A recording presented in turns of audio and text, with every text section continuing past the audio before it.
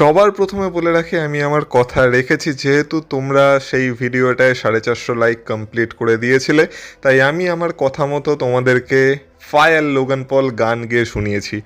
আর একটা কথা ভাই, সত্যি কথা বলতে আমি তো জাস্ট মজা করে গানটা গিয়েছিলাম, কিন্তু সেই গানে তোমরা যে রিয়াকশান দিয়েছো, যত ভালো ভালো কমেন্ট পড়েছে ভাই, আমি তো দেখে অবাক হয়ে গেছি। আর তোমাদের সবাইকে মন থেকে ধন্যবাদ। মানে আমি সত্যি ভাবিনি যে আমি এই গানটার জন্য এত ভালো রিয়াকশন পাবো। তো ভাই, মানে কি বলা উচিত আমার এখন আমার মাথায় ঢুকছে না, কিন্তু শুধু একটা কথাই বলবো, তোমাদের সবাইকে মন থেকে ধন্যবাদ। আর এইভাবেই সাপোর্ট করো ভাই। আর এই সাপোর্টটা একটু সাবস্ক্রিপশানেও দেখাও, চ্যানেলটাকে একটু সাবস্ক্রাইবও করো, একটু 20,000 অবধি পৌঁছে দাও। অনেকটা কাছে চলে এসেছি, কিন্তু এখনও 20,000 সাবস্ক্রাইবার্স হচ্ছে না। তো প্লিজ, যারা যারা এখনও চ্যানেলটাকে সাবস্ক্রাইব করোনি, প্লিজ সাবস্ক্রাইব তো করো, তাহলে ভবিষ্যতে এরকম আরও বিভিন্ন জিনিস আমি ট্রাই করতে পারি।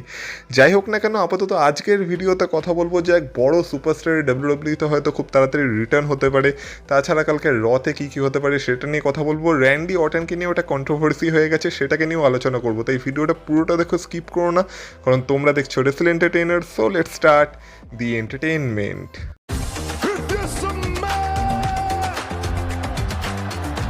Acknowledge me. Acknowledge me. You there, sitting at home. Acknowledge me. সবার প্রথমে একটা আনন্দের খবর দিয়ে শুরু করা যাক। তো আমাদের সবার প্রিয় ইয়ো স্কাই, সে এখন বিবাহ বন্ধনে আবদ্ধ হয়ে গেছে।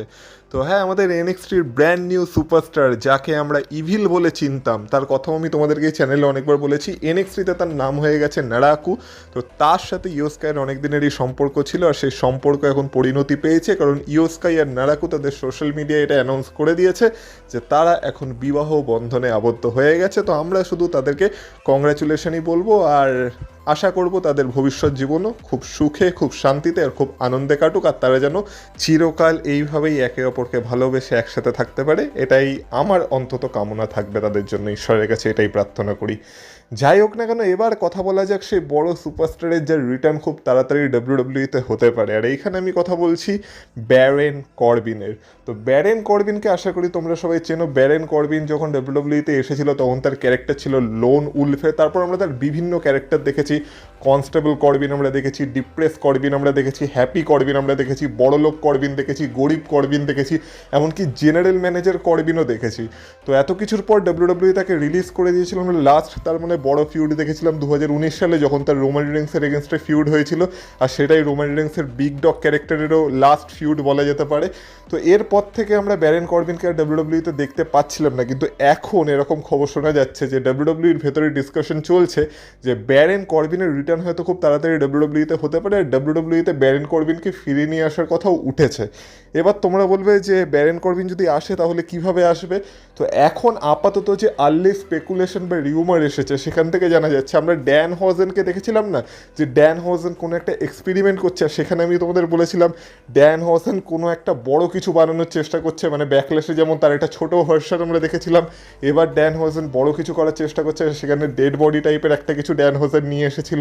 তো মনে করা হচ্ছে এই এক্সপেরিমেন্ট থেকেই ড্যান হোসেন আর কি যেটা বানাচ্ছে, সেইটা যেটা হবে সেই ক্যারেক্টারটাকেই হয়তো ব্যারেন করবিন প্লে করতে পারে, আর এইভাবেই ব্যারেন করবিন ডাব্লিউডাব্লিউতে তার রিটার্ন করতে পারে। এটা আর্লি স্পেকুলেশন বলছে, কিন্তু ডাব্লিউডাব্লিউ যদি ব্যারেন করবিনের জন্য বড় কিছু করতে চায় সেটাও ডাব্লিউডাব্লিউ করতে পারে, আর অন্যভাবেও ব্যারেন করবিনকে নিয়ে আসতে পারে। কিন্তু এখন খবর এইটাই যে ডাব্লিউডাব্লিউর ভেতরে কথাবার্তা চলছে, আর তারা ব্যারেন করবিনকে আবার ডাব্লিউডাব্লিউতে ফিরিয়ে নিয়ে আসার কথা ভাবছে।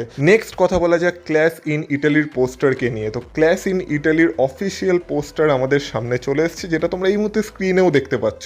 আর এখানে তোমরা দেখতে পাচ্ছ ক্ল্যাশ ইন ইটালির মেন ক্যারেক্টার হিসেবে কোডি রোডসকে রাখা হয়েছে। আমাদের undisputed W W champion the American Nightmare Cody Rhodes clash in ইটালির পোস্টারে ফিচার হয়েছে, শুধুমাত্র কোডি রোডসই আছে।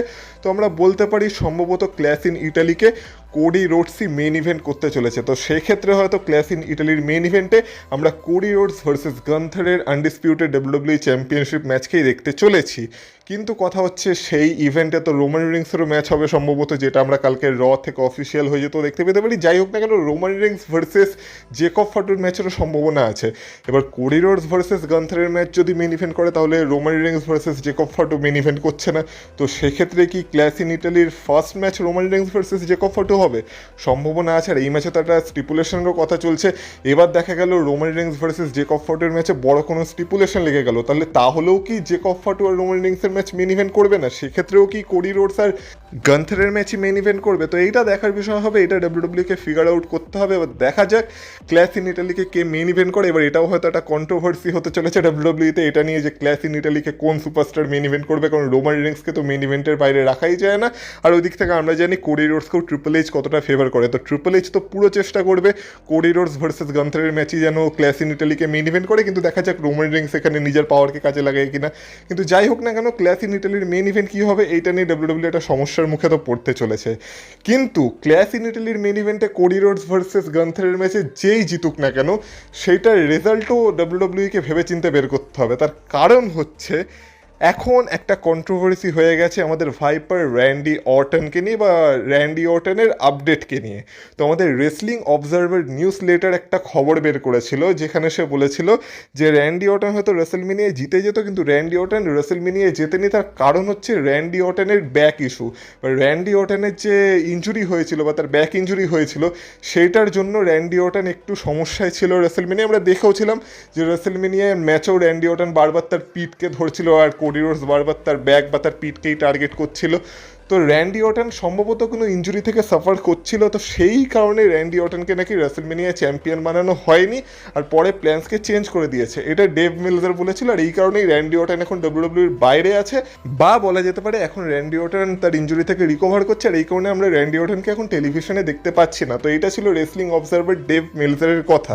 কিন্তু এই রিপোর্টটা যখন সামনে আসে, তখন এই রিপোর্টটার রেসপন্স অন্য কেউ না, স্বয়ং আমাদের ভাইপার র্যান্ডি অর্টনই করেছে, যেখানে সে একটা রিটুইটের মাধ্যমে এটা লিখেছে যে LMAO just milking it guys, leave me alone, I am trying to enjoy my summer before I come back and take that #15। মানে র্যান্ডি অর্টনের কথায়, র্যান্ডি অর্টন তো এখন শুধু নিজের গরমকে বা গরমের ছুটিকে এনজয় করছে, আর সে এখন নিজের ফ্যামিলিকে সময় দিচ্ছে বা নিজের লাইফকে এনজয় করছে। আর এটা জাস্ট কিছুদিনের ব্যাপার, তারপর র্যান্ডি অর্টন যখনই ফিরুক না কেন, সে যেতে চলেছে 15 টাইম ওয়ার্ল্ড চ্যাম্পিয়ন হওয়ার জন্য, বা সে সোজা যেতে চলেছে কোডি রোডসের চ্যাম্পিয়নশিপের জন্য। এবার তোমরা ভাবো, ক্লাস ইন ইটালিতে যদি কোনোভাবে গান্থার নতুন চ্যাম্পিয়ন হয়ে যায়, তাহলে কি র্যান্ডি অর্টন ফেরার পর র্যান্ডি অর্টন গান্থারের এগেনস্টে যাবে? কারণ রেসলমেনিয়ার শেষে তো আমরা দেখেছিলাম র্যান্ডি অর্টন কোডি রোডসকে অ্যাটাক করেছিল। তাহলে এই ক্ষেত্রে কি আমরা ক্লাস ইন ইটালির রেজাল্টটাও মানে বলা যেতে পারে যে স্পয়েল হয়ে গেল, যে সেখানে কোডি রোডসই গান্থারকে হারাতে চলেছে? তো এখানে র্যান্ডি অর্টনকে এটা মানে রেজাল্ট স্পয়েল করে দিল, এটা তো বলা যেতেই পারে। কারণ দেখো, এখন র্যান্ডি অর্টন যদি 15 টাইম ওয়ার্ল্ড চ্যাম্পিয়নশিপের জন্য যায়ও, তো সম্ভাবনা তো এটাই বেশি আছে যে সেটা কোডি রোডসের এগেনস্টে যাবে। কিন্তু ক্লাস ইন ইটালিতে যদি গান্থার চ্যাম্পিয়ন হয়ে যায়, তাহলে কি তারপরেও র্যান্ডি অর্টন রিটার্ন করার পর গান্থারের এগেনস্টে যাবে নাকি কোডি রোডসের এগেনস্টে যাবে? তো সেটা তো দেখার বিষয় হবে। তো সেই কারণে বলা যেতে পারে এটা একটা কন্ট্রোভার্সিতে হয়ে গেছে। এখানে এক যেমন Randy Orton wrestling observer news লেটারকেও টার্গেট করেছে, তখন আরেক দিক থেকে দেখতে গেলে সে হয়তো ক্লাস ইন ইটালির একটা রেজাল্টকেও স্পয়েল করে দিয়েছে। কিন্তু এবার ব্যাপার হলো, র্যান্ডি অর্টনকে আদৌ সত্যি কথা বলছে? মানে দেখা গেল আমরা সবাই র্যান্ডি অর্টনকে বিশ্বাস করছি, কিন্তু হয়তো ডেভ মিলজারই ঠিক কথা বলছে, আর র্যান্ডি অর্টন হয়তো নিজের ইঞ্জুরিকে লোকানোর জন্য এইভাবে কভার আপ করছে, সেটাও হতে পারে। কারণ আমরা দেখেছি এর আগেও মানে অনেক ডাব্লিউডাব্লিউ সুপারস্টার এরকম তাদের নিয়ে যখন কিছু আপডেট বেরিয়েছিল, সেটাকে কভার আপ করার জন্য এরকম মিথ্যে কথা বলেছিল। এবার র্যান্ডি অর্টন সত্যি বলছে কি মিথ্যে বলছে সেটাও আমরা কেউ জানি না। কিন্তু এখন যদি র্যান্ডি অর্টনকে বিশ্বাস করতে হয়, তাহলে আমাদের এটাই মেনে চলতে হবে যে হ্যাঁ, র্যান্ডি অর্টনের সাথে সেরকম কোনো সমস্যা নেই। র্যান্ডি অর্টন জাস্ট কিছুদিনের টাইম অফ নিয়েছে, আর এরপর যখন র্যান্ডি অর্টন আবার ডাব্লিউডাব্লিউতে রিটার্ন করবে, তখন আমরা র্যান্ডি অর্টনকে আবার 15 টাইম ওয়ার্ল্ড চ্যাম্পিয়নশিপের দিকে যেতেই দেখতে পেতে পারি, বা সেই চ্যাম্পিয়নশিপের জন্য কম্পিট করতেই দেখতে পেতে পারি। আর যদি এখানে র্যান্ডি অর্টন মিথ্যা কথা বলে থাকে, তাহলে হয়তো ডেভ মিলজারই ঠিক কথা বলছে, আর হয়তো এখন র্যান্ডি অর্টন কোনো একটা ইঞ্জুরিতে সাফার করছে, সেটার থেকে সে এখন রিকভার হওয়ার জন্য ডাব্লিউডাব্লিউ থেকে টাইম অফ নিয়েছে। এবার এক্ষেত্রে তোমরা কাকে বিশ্বাস করতে চাও, এটা সম্পূর্ণ তোমাদের ব্যাপার। আমি দুটো দিকই তোমাদের সামনে তুলে ধরেছি। নেক্সট কথা বলা যাক best in the world CM Punk আর কেভিন ওয়েন্সকে নিয়ে। এবার আমি জানি যে তোমরা সবাই এই দুইজনের আপডেট জানার জন্য অনেক দিন থেকে অপেক্ষা করছো, কিন্তু আমি তোমাদের বলে রাখি, এদের দুজনকে নিয়ে নতুন সেরকম কোনো আপডেট আসেনি যে এরা কবে ডাব্লিউডাব্লিউতে ফিরবে। CM পাঙ্ককে নিয়ে এখনও সেই পুরনো খবরটাই আছে যে ডাব্লিউডাব্লিউ তাকে রিমুভ বরখাস্ত করে দিয়েছে তাদের মে মাসের আর জুন মাসের প্রত্যেকটা ইভেন্ট থেকে। আর এখন সিএম পাঙ্ককে যেখানে অ্যাডভার্টাইজ করা আছে, যেমন আমি তোমাদের জানিয়েছিলাম যে 6th জুলাই যে মানডে নাইট রয়ের এপিসোডটা হতে চলেছে, আপাতত ইন্টারনালি তাকে সেই এপিসোডের জন্য অ্যাডভার্টাইজ করা আছে, যেটা সম্ভবত শিকাগো থেকে হবে। আর সেই রতেই হয়তো সিএম পাঙ্ক তার রিটার্ন করতে পারে আবার ডাব্লিউডাব্লিউইতে। আর যদি কথা বলা হয় কেভিন ওয়েন্সের, তো আমরা জানি কেভিন ওয়েন্স তার নেক ইঞ্জুরি থেকে সাফার করছিল, আর সেখান থেকে সে এখন রিকভার করছে। আর তাকে নিয়ে লাস্ট যে আপডেট এসেছিল সেখান থেকে এটাই জানা যাচ্ছিল যে কেভিন ওয়েন্স সম্ভবত সামার স্ল্যামের আশেপাশে ডাব্লিউডাব্লিউইতে রিটার্ন করতে পারে। তো এখনও তাদেরকে নিয়ে এই আপডেটটাই আছে, এর পরে আর কোনো আপডেট আসেনি যে তারা কবে রিটার্ন করতে পারে এটা নিয়ে। কিন্তু তারা কোথায় রিটার্ন করতে পারে সেটা নিয়ে আপডেট চলে এসেছে। সেটা হচ্ছে এখন জানা যাচ্ছে এরকম যে সিএম পাঙ্ককে লাস্ট আমরা রয় সুপারস্টার হিসেবেই দেখেছিলাম, যেখানে সে তো আমাদের ওয়ার্ল্ড হেভিওয়েট চ্যাম্পিয়ন ছিল রোমান রিংসের আগে। তো আমরা বলতে পারি সিএম পাঙ্ক একজন রয় সুপারস্টার, আর তাকে নেক্সট যে এখানে অ্যাডভার্টাইজ করা আছে সেটাও একটা রয়ের এপিসোড।